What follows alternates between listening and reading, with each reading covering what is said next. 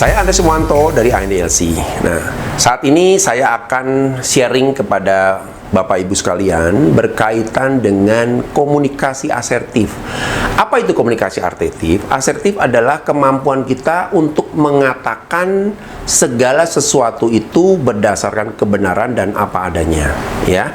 Tentu ini akan berkaitan dengan bidang industri di mana data, fakta itu menjadi penting bagi siapapun juga dalam mengambil keputusan. Contoh, kalau Anda dapat informasi yang salah dari orang lain, lalu Anda mengerjakan, Anda melakukan, tentu Anda akan bermasalah dengan pekerjaan Anda. Nah, berapa sering teman-teman Anda tidak mengatakan bahwa, oh ya, ini sedang ada masalah, nanti tolong Anda bantu ya seperti ini. Ya, berapa banyak mereka hanya menyerahkan tugas yang di dalamnya ternyata ada masalah, lalu Anda kebagian masalah tersebut. Ya, dan itu banyak terjadi di industri sehingga mengakibatkan industri yang paling parah bisa lumpuh. Karena apa? Faktanya nggak jelas, ada informasi yang disembunyikan. Penting bagi Anda sebagai orang atau insan yang bekerja di bidang industri, fakta dan data itu harus selalu clear diklarifikasi. Ya, jadi saya sarankan teman-teman harus mulai belajar untuk mengkomunikasikan diri berdasarkan fakta dan data. Lalu teman-teman yang juga sebagai pendengar, sebagai penerima informasi harus ingat, jangan sampai ketika ada orang menyampaikan informasi Anda terlalu percaya. Oh iya, oke, siap, jangan dulu. Anda klarifikasikan dulu. Caranya gimana? Dengan teknik bertanya balik. Siapa yang memberi data ini? Siapa yang memberi instruksi ini? Berapa lama instruksi dilakukan? Dan lain sebagainya. Sampai clear. Jika ada informasi yang tersembunyi, tentunya akan bisa terungkap dengan banyaknya Anda bertanya. Perilaku asertif itu pada umumnya akan memberi dampak yang positif. Tapi Anda harus tahu dulu, karena ada 3 perilaku yang bisa jadi tercampur ya. Contoh, yang paling rendah itu ada perilaku pasif. Artinya ya orang yang menerima apa adanya. Dia diperlakukan tidak selayaknya, terima. Itu orang yang tipe pasif. Lalu orang yang tipe kedua yaitu orang yang sangat agresif.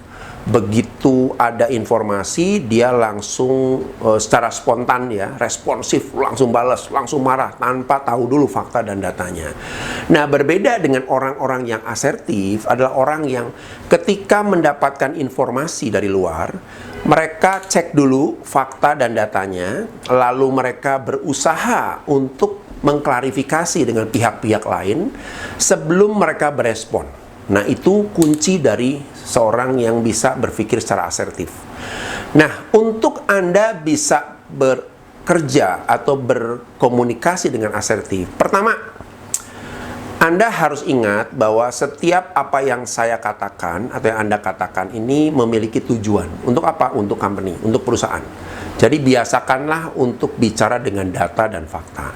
Ya, banyak orang sering kalau bicara kan, sepertinya, kayaknya, mungkin sesuatu yang kadang-kadang tidak jelas gitu ya. Tapi sekarang tidak bisa.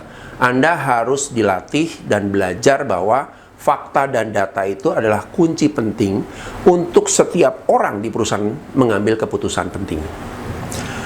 Saya akan jelaskan sedikit contoh bahasa asertif ya. Yang pertama, cobalah untuk berbicara dengan tegas bahwa saya yang minta, bukan atas dasar permintaan orang lain atau atasan. Contoh ya, Pak, bisa bantu saya nggak Pak? Nah, berarti saya yang dibantu.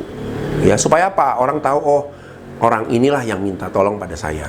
Ya, bukan gini, Pak, bisa bantu nggak Pak ya? Saya dapat instruksi dari atasan saya harus seperti ini. Nah, itu bahasa yang tidak asertif. Ya, yang seringkali membuat kita tidak menyatakan apa maksud kita. Lalu juga hindari bahasa hiperbola.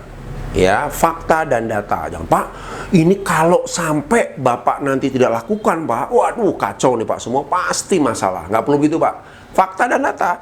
Pak, boleh bantu saya nggak? Saya perlu sekali, besok akan dipakai buat presentasi. Titik. Nah, ya. Lalu yang ketiga, faktual bukan penilaian. Ya, kembali ke masalah fakta. Pakai saya bukan kamu atau kita. Ya, saya. personal yang minta, gitu ya. Nah, lalu pengertian dari Jack yang dibicarakan, bukan orang lain, gitu ya. Oke, baik, terima kasih.